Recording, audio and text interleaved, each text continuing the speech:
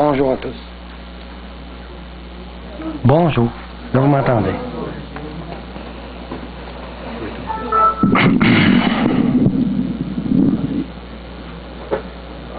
On a toujours le trac quand on monte en avant. Pourtant, on se connaît. Mais c'est parce que c'est un temps assez particulier, la prédication. Le titre de ce message: Rivalité entre frères et sœurs. Ça nous touche chacun d'entre nous si on a été dans une famille, si on vient d'une famille où est-ce qu'il y a plusieurs enfants.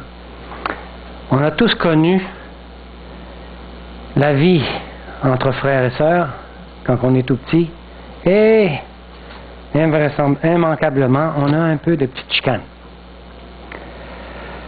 Rivalité entre frères et sœurs. Un jour, il y avait une famille qui était réunie. Il y avait les oncles, les tantes, les cousines. Vous m'entendez bien? Oui. Les grands-parents, la belle famille. Tous étaient présents. On connaît ça, ces grandes réunions de famille-là. Ils étaient à la maison de la grand-maman, et tandis que les adultes essayaient de parler, les enfants se bagarraient et se disputaient au sujet de tout ce qu'on peut imaginer. Les enfants du fils de la grand-maman étaient impliqués dans cette bagarre, et suite à cela, le père de ces enfants s'est levé pour aller régler le conflit.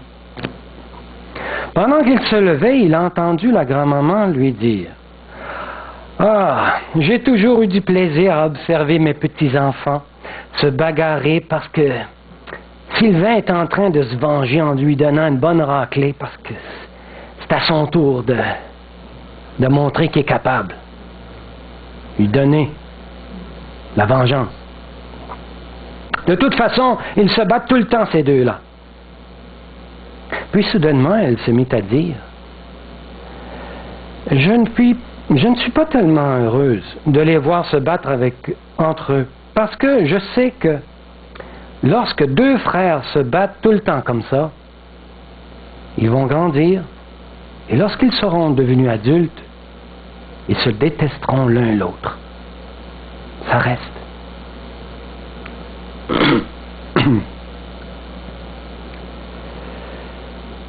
Cette mère nous dira: il y a une bonne chose qui est venue de sa maman ayant l'Alzheimer, la maman de la grand-maman, et c'était d'avoir pu réconcilier son frère avec elle.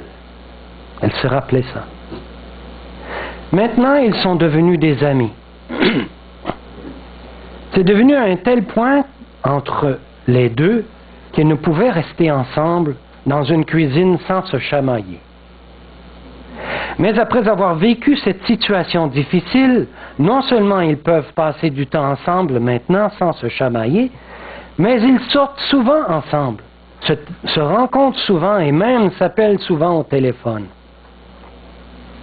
J'ai vu de bonnes personnes avoir des conflits avec leurs frères ou avec leurs sœurs sur des choses comme l'héritage, au point qu'ils ne se parlent plus aujourd'hui. Malheureusement, j'ai également vu des frères et des sœurs chrétiens avoir un différend tel qu'ils ne veulent plus jamais se voir ou se revoir. Ici, dans l'Église adventiste du 7e jour.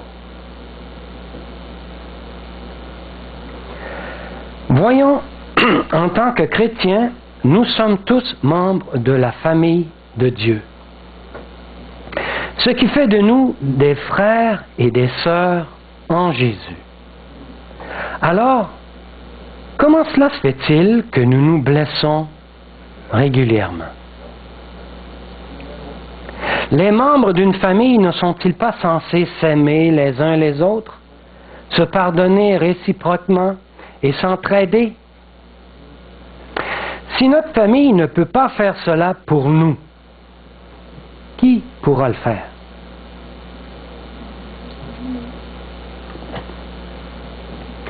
Y a-t-il des problèmes que Dieu lui-même a de la difficulté à résoudre dans l'Église? Comment quelqu'un qui est omniscient, comme Dieu, omnipotent comme Dieu, puisse avoir toutes sortes de difficultés avec son Église? N'est-ce pas facile pour Dieu de gérer cet univers? Il a une infinité de ressources, un innombrable personnel d'anges disposés à le servir, les saints anges. Si je comprends bien la théologie islamique, je pense que la réponse serait non, Dieu n'a aucun problème à régler les conflits. Il n'existe pas de problème trop difficile pour Dieu à résoudre. Et si je comprends la théologie calviniste, stricte, qui peut être encore plus stricte que le Calvin lui-même, la réponse serait encore non. Dieu n'a pas de difficulté à régler des problèmes de conflit dans son Église. Sa souveraineté, sa volonté souveraine s'exécute, point final. Il est le boss. C'est tout. Dans un cas comme dans l'autre, cela nous incombe de se soumettre à sa volonté, islamique comme calviniste. C'est lui qui décide, on se soumet. Et si nous voulons être heureux, voilà ce qu'il y a à faire. Alors réconcilions-nous, point final, puis aidons-nous, puis aimons-nous. Ça marche comme ça? Pas sûr. Mais quand nous nous mettons à genoux aux pieds de Jésus et l'écoutons parler et demeurons en lui et que nous nous identifions avec lui, qui veut dire être en Christ, en expérience, nous commençons à sentir les lourds fardeaux que lui porte à tous les jours. Jésus. Pourtant, il nous invite à venir à lui et à trouver le repos de nos âmes. Parce que son joug, il l'a dit sur cette terre, son joug est doux et son fardeau léger. Lisons Matthieu 11, versets 28 à 30. Jésus dit, « Venez à moi, vous tous qui êtes fatigués et chargés, et je vous donnerai du repos. Prenez mon joug sur vous et recevez mes instructions, car je suis doux et humble de cœur, et vous trouverez du repos pour vos âmes. Car mon joug est doux et mon fardeau pesant. Léger. Quoi? C'est facile d'aimer. C'est facile de pardonner. C'est facile de s'aider. Hey, ça n'a pas d'allure. J'ai toujours trouvé ça difficile. Nous réalisons que lui-même n'a pas trouvé ce repos. On parle de Jésus. Comment peut-il donner un repos à quelqu'un quand lui-même, il n'y en a pas? Comment peut-il nous inviter à entrer dans son repos? Lui qui ne se repose jamais. Il ne peut toujours pas garder le sabbat. Et son fardeau est lourd à porter. Que nous nous identifions avec lui ou pas, il s'identifie avec la race humaine dans une empathie véritable. Empathie, vous savez ce que ça veut dire? C'est ressentir ce que l'autre ressent. Ensemble, les croyants et ceux que nous osons nommer les incroyants, tout le monde sont inclus d'entrer dans son repos. Lisons Ésaïe 63, verset 9. Je vais le mettre ici pour que je vois le lire. Dans toute leur détresse, ils n'ont pas été sans secours. Il parle de nous. Dans son amour et sa miséricorde, et constamment il les a soutenus et portés. Voilà ce que Jésus fait avec chacun d'entre nous. Incompréhensible. Eh bien, il est temps où nous devrions commencer à réaliser cette réalité. Il supporte une énorme charge de douleur car il sent l'agonie de tout le monde sur cette terre qui souffre en ce moment. Jésus, dans le sanctuaire céleste, ressent ce que nous ressentons. Et tous les malheurs de cette terre, parce qu'il est devenu le deuxième Adam. La toute-puissance qu'il a en ce moment est de sentir la douleur de l'humanité, de chaque personne sur cette terre. On pense qu'il est au ciel, puis le bonheur total, sur des anges, sur des nuages, puis maintenant qu'il est monté au ciel, vous vous organisez, vous la terre, moi j'ai fait ma job. Son travail n'est pas terminé, et il souffre de la souffrance que la terre souffre en ce moment. Vous ne trouvez pas que ce sera le temps que ça se finisse, tout ça? Ça s'arrête? La toute-puissance qu'il a en ce moment est de sentir la douleur d'autres personnes. Dans notre jugement limité, probablement, le problème le plus grand qu'il a en ce temps de la fin est: que peut-il faire au sujet de la rivalité entre les frères et les sœurs de son Église? Ça l'attriste. Les peines que l'on vit, il les ressent. Cette rivalité qui blesse son corps, qui est l'Église, continuellement, il le ressent aujourd'hui. Et son corps, c'est son Église.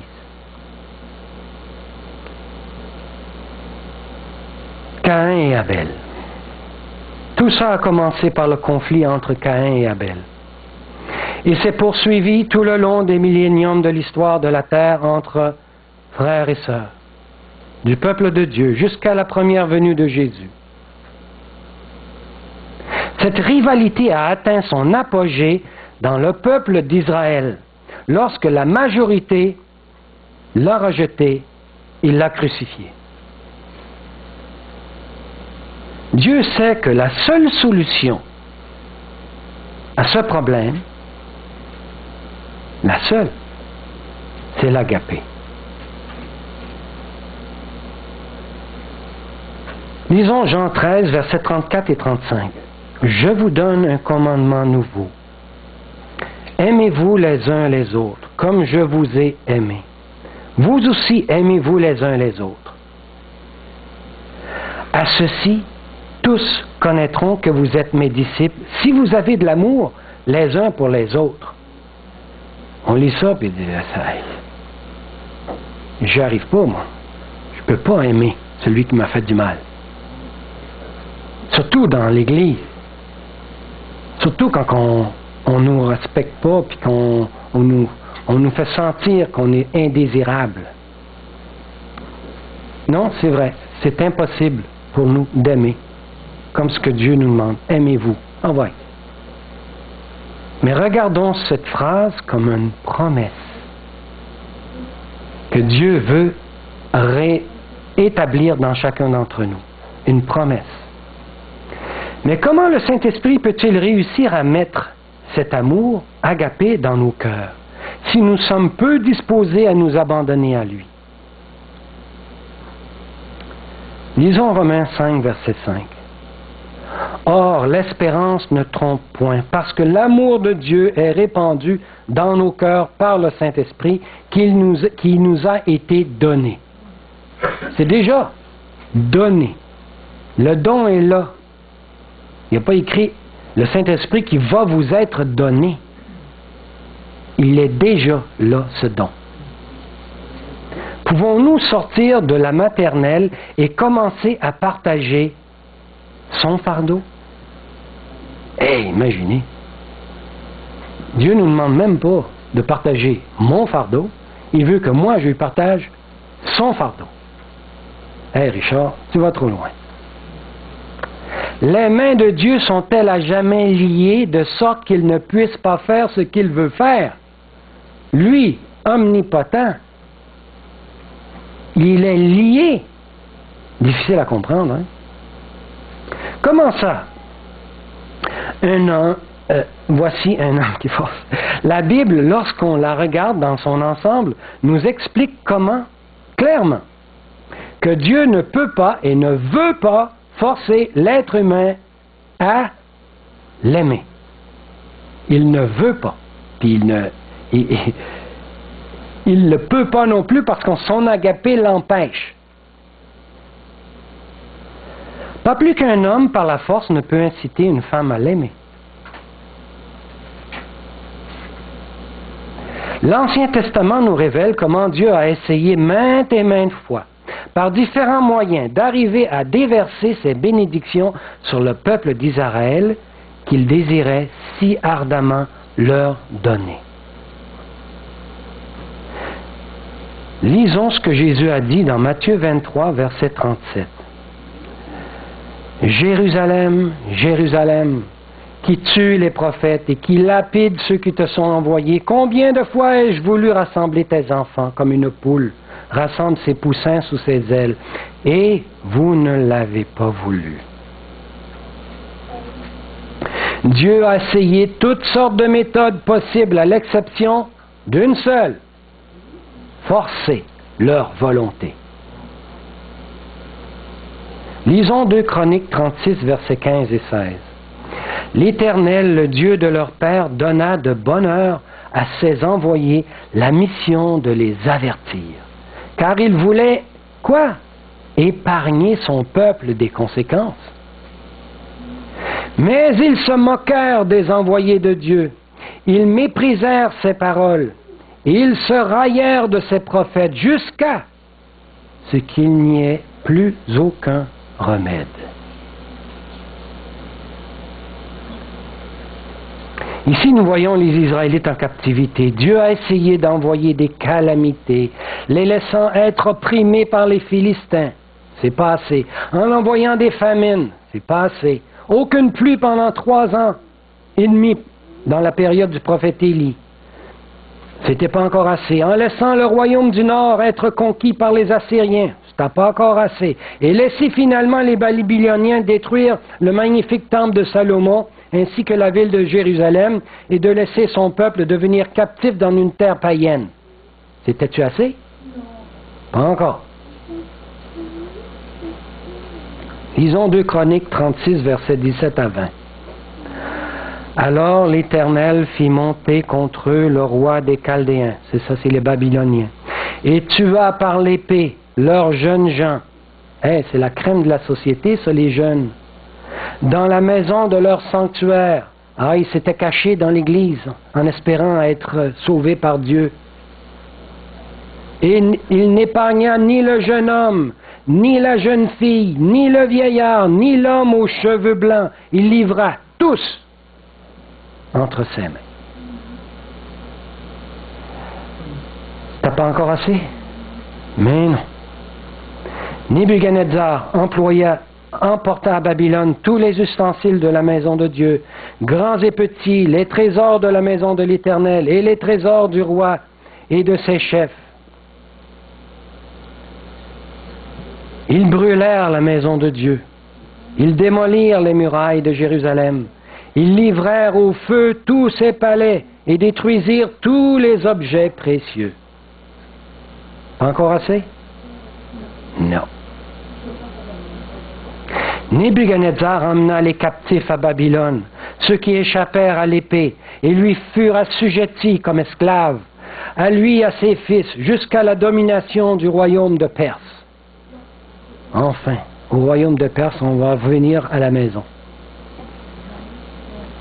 Nous voyons ici Israël en captivité. Si la peur est une motivation valide, parce qu'on dirait que Dieu utilise la peur afin de produire la repentance, comment la peur pourrait-elle rendue être plus efficace avec tous ces événements? Imaginez marcher 800 kilomètres à partir de Jérusalem jusqu'à Babylone, avec des chaînes aux pieds, traités comme du bétail. C'est le peuple d'Israël. C'est la perle de Dieu qui doit proclamer l'agapé dans le monde. Traités comme des esclaves, comme du bétail. Ceci inclut toutes les princesses et tous les princes du royaume. En ce temps-là, il n'y avait pas d'autobus de luxe. Et vous pouvez dire, eh bien, ça a marché, hein? Ça a-tu marché? Après tous ces désastres et 70 ans de captivité dans une terre païenne, vous êtes sûr qu'ils n'ont plus jamais adoré des idoles. On n'a plus entendu parler de Baal. Ils ont compris cette leçon-là. Ça a marché, hein? Dieu a finalement trouvé la bonne méthode. OK. Un point pour ceux qui sont en faveur d'employer la peur comme motivation. On retourne de la captivité. Mais cette méthode d'employer la peur a-t-elle vraiment réconcilié le peuple d'Israël avec Dieu? Après la captivité et le retour à Jérusalem au temps de Néhémie, après qu'ils aient reconstruit la ville et le deuxième temple, qu'ont-ils fait? Les chapitres 26 et 27 de Matthieu nous donnent la réponse. Qu'ont-ils fait? Eh bien oui, ils ont crucifié leur Sauveur. Le Messie, le Libérateur, celui qu'on attendait depuis tant d'années. Voici, l'ancienne alliance a eu son accomplissement, son résultat. On voit le résultat de l'ancienne alliance. Il y a plusieurs exemples célèbres de haine entre frères et sœurs dans la Bible.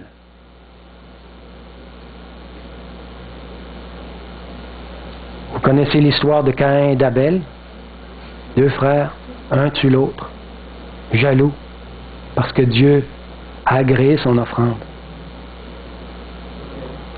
La haine de Caïn envers son frère Abel qui définit pour toujours ce sentiment profondément enraciné qui mène au meurtre de sang-froid lorsqu'on laisse cette haine faire son chemin dans notre cœur. On l'a vu aujourd'hui à l'école du sabbat. Lorsqu'on laisse ce chemin faire dans notre cœur, les frères de Joseph voulurent tuer son frère. Il faut le faire. C'est là que ça mène. Il l'aura regretté fort probablement par après, mais voilà où ça mène. Lisons Genèse, chapitre 4, verset 8. Cependant, Caïn adressa la parole à son frère Abel, mais comme il était dans les champs, Caïn se jeta sur son frère Abel et le tua. Près de la fin de la Bible, nous trouvons le même message que nous avons trouvé au début. Lisons 1 Jean 3, verset 15.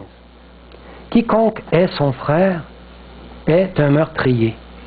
Ça paraît pas, mais si on laisse agir cette haine, ça va jusqu'au meurtre.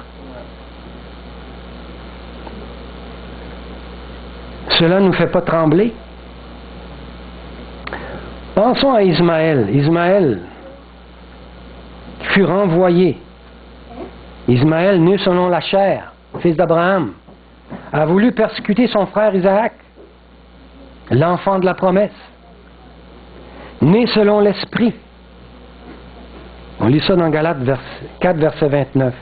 Celui qui était né selon la chair, Ismaël, persécutait celui qui était selon l'esprit, Isaac. Ainsi en est-il encore maintenant. Et Jacob et Ésaü, deux frères. Ésaü a voulu tuer son jeune frère, de quelques minutes plus jeune que lui, Jacob. Et admettons-le, Jacob lui a donné une bonne raison de justifier sa haine, en volant son droit d'aînesse, par la ruse, par le mensonge. On lit ça dans Genèse, chapitre 25, versets 25 à 26. Le premier sortit entièrement roux. C'est qui? Ésaü. Comme un manteau de poil, et on lui donna le nom d'Ésaü. Et ensuite sortit son frère, dont la main tenait le talon d'Ésaü, et on lui donna le nom de Jacob.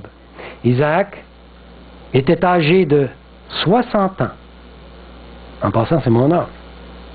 Lorsqu'il naquit, 60 ans.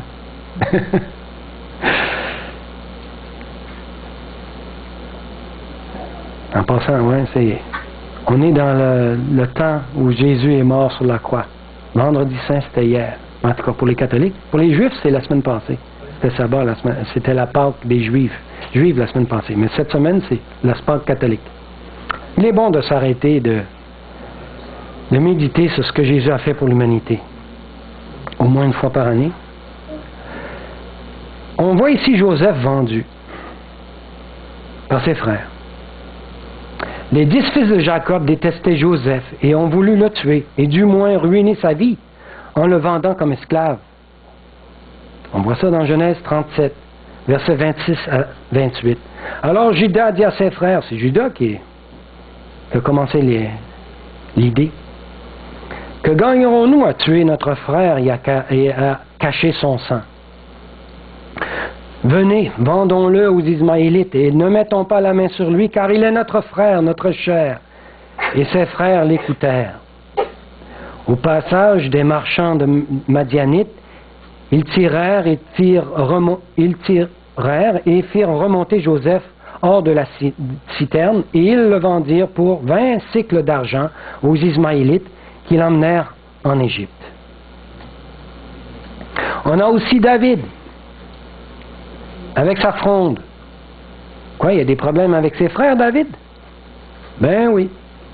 Eliab, un frère plus âgé que David, un frère aîné, a essayé de lui rendre la vie dure. Il méprisait sa foi pure, honnête, transparente et jeune. Nous lisons ça dans 1 Samuel 17, verset 28. Eliab, son frère aîné, qu'il avait entendu parler à ses hommes, fut enflammé de colère contre David. Et il dit, pourquoi es-tu descendu? Et à qui as-tu laissé ce peu de brebis dans le désert que nous avons? C'est notre revenu. Je connais ton orgueil. Ah oui, il est orgueilleux. Et la malice que tu as dans ton cœur. Ah oui, il était malicieux, David. C'est pour voir la bataille que tu es descendu, hein? Et voilà, la malice qui était dans le frère aîné de David. Et qu'est-ce qu'avait fait David pour ça? Que de rester fidèle à Dieu. On a Jérémie. Les frères de Jérémie ainsi que ceux de la maison de son père ont méprisé le ministère sacré que Dieu lui a donné à accomplir et ajouté à la douleur qu'il devait supporter. Eh oui, la famille de Jérémie ne comprenait pas que Jérémie a été prophète. C'est souvent ainsi lorsque nous voulons suivre Jésus. L'opposition la plus amère que nous devons subir vient souvent de notre propre famille. Mais de même que pour Jérémie, Dieu nous donne la grâce pour la supporter avec l'Esprit de Christ. Lisons Jérémie 12, verset 6. Car tes frères eux-mêmes et la maison de ton père te trahissent. Ils crient eux-mêmes à pleine voix derrière toi. Ne les crois pas quand ils te diront des paroles amicales. C'est Dieu qui parle à Jérémie. Et finalement, un autre que l'on connaît très bien, qui a eu encore des problèmes de famille, lui aussi. Devinez. Bien sûr. Jésus a aussi connu des problèmes de famille. Finalement, le Fils de Dieu lui-même est venu, Emmanuel, Dieu avec nous, né d'une femme. Il avait des frères et des sœurs, au moins 6, 4 demi-frères, plus âgés que lui, dont les noms nous sont donnés. Et en plus, il avait des demi-sœurs. On voit ça dans Matthieu 13, versets 55 et 56. N'est-ce pas le fils du charpentier? N'est-ce pas Marie qui est sa mère, Jacques, Joseph, Simon et Jude? Ne sont-ils pas ses frères? Et ses sœurs ne sont-elles pas toutes parmi nous? Et ils l'ont ridiculisé. Jésus a été ridiculisé. On voit ça dans Jean 7, versets 3 à 5. Et ses frères lui dirent, pars d'ici, va en Judée, afin que tes disciples voient aussi les œuvres que tu fais. Si tu veux te péter les bretelles devant tout le monde, ah ouais, vas-y. Personne n'agit en secret. lorsqu'il désire paraître. On pensait que Jésus voulait paraître. Ses frères soupçonnaient. Il fait des miracles, est-ce parce qu'il veut se montrer? Si tu fais ces choses, montre-toi toi-même au monde. C'était à Satan qui parlait à travers ses frères, qui voulait détruire son œuvre. Est-ce que pour ça que Jésus agissait? C'était pas un show-off. C'était pas... Quand Jésus priait à la fin, il dit revêt-moi de ta gloire. La gloire que Jésus disait à Dieu de lui remettre, c'était un show-off? Absolument pas. La gloire, c'était l'agapé. Et comment on manifeste l'agapé pour Jésus? C'était de mourir à la croix. On la comprend mal, notre Bible, hein? Quand on dit « revêt-moi de ta gloire », ça veut dire « revêt-moi de ton agapé ». Et quand Jésus disait ça, ça veut dire « prépare-moi à ce qui s'en vient ». Parce que j'ai besoin d'être agapé. Hein? Autrement, humainement, c'était impossible de monter à la croix. Surtout avec le pouvoir qu'il avait, il avait seulement qu'à faire ça, puis je retourne au ciel, c'est fini. Pourquoi? Parce que ses frères ne croyaient pas en lui. Mais ici, nous avons une lumière qui brille. Jésus a gagné le cœur de quelques-uns de ses frères incroyants. Gloire à Dieu. On voit ça dans Acte 1, verset 14. Tous d'un commun accord persévéraient dans la prière avec les femmes et Marie, mère de Jésus, et avec les frères de Jésus. La victoire n'est pas venue avant sa mort, mais cela en valait la peine, n'est-ce pas? Eh bien, remercions-le d'avoir voulu partager avec nous ce qui est l'une des expériences les plus douloureuses. Il l'a vécu. Il l'a ressenti. Les plus douloureuses qu'un être humain peut supporter. La Bible nous raconte beaucoup de rivalités entre les frères et les sœurs. On y voit de la jalousie et même de la haine dans le cercle familial. Pensons à la douleur que Jésus, garçon, a dû supporter dans sa propre famille terrestre. Cette rivalité pourrait-elle également exister entre un frère et une sœur dans l'Église?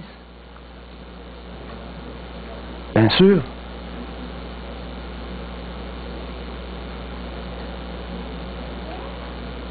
Nous voyons Lucifer. Le péché a commencé dans le ciel, et même lorsque Lucifer, cet ange de lumière, cette étoile du matin, est devenu jaloux de l'archange Michel, le Fils de Dieu, est-ce que la haine de Lucifer était la source de cette rivalité entre les frères et les sœurs que la Bible nous raconte?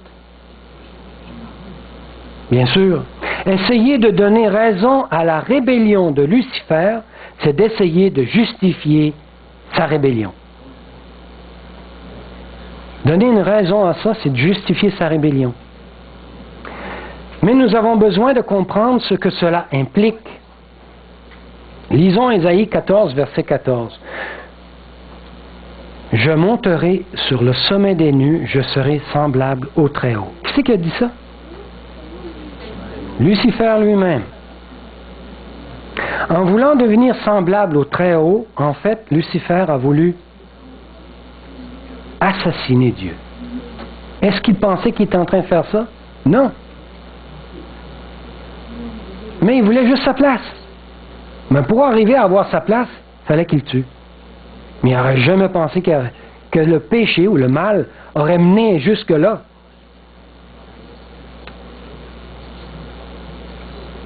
En voulant devenir le semblable au Très-Haut, en fait, Lucifer a voulu assassiner Dieu et prendre sa place en tant que roi de l'univers.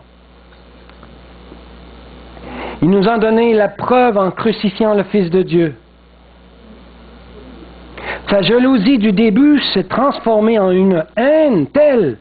Lorsqu'il y a haine, il y a toujours essentiellement meurtre. Et s'il n'y a pas de meurtre, la semence est là, n'attendant qu'à germer et à porter du fruit. Le caractère de Dieu est amour, et depuis le commencement, l'agapé, un amour dont l'ego est mort. Le caractère de Dieu est amour, mais depuis le commencement, l'agapé, c'est un amour dont l'ego n'existe pas. Il n'y a aucun ego dans l'agapé. Cette abnégation divine a trouvé son expression ultime à la croix. Et c'est là aussi où la haine de Satan a trouvé son expression ultime. Nous devons comprendre les dimensions de cet événement. La crucifixion de Jésus et sa mort. Il faut comprendre l'enjeu qui s'est débattu à ce moment-là. C'était une manifestation extraordinaire devant l'univers du résultat de l'agapé, de ce qu'est l'agapé, et de ce qu'est le résultat de la haine, l'opposé de l'agapé, qui est l'égoïsme. Satan voulait, par lui-même, arriver au sommet. Dieu dit non. Il a dit, je vais réussir pareil. Voilà ce que ça donne. Aujourd'hui, en ce moment même, le monde entier est impliqué dans ce conflit cosmique. Le croyons-nous? Nous sommes impliqués dans le conflit cosmique. C'est pour ça que le livre, on l'appelle la tragédie des siècles. Celui qu'on lit, que Ellen White a écrit, le 5e volume. Elle veut nous faire comprendre, c'est parce que nous faut nous faire comprendre que c'est pas notre petit monde ici. Là. Nous faisons partie d'un conflit interplanétaire, universel. Chaque homme, chaque femme doit choisir de quel côté il veut être. Soit du côté de la marque de la bête, ou soit du côté du sceau de Dieu. Vous savez tout ça? Mais est-ce qu'on se tient entre les deux? On appelle ça se tenir sur la clôture. Je ne veux pas être sur le bord de Satan, mais sur le bord de Dieu, non, c'est bien trop dur. Non, il faut que je renonce à moi-même. Non, au milieu.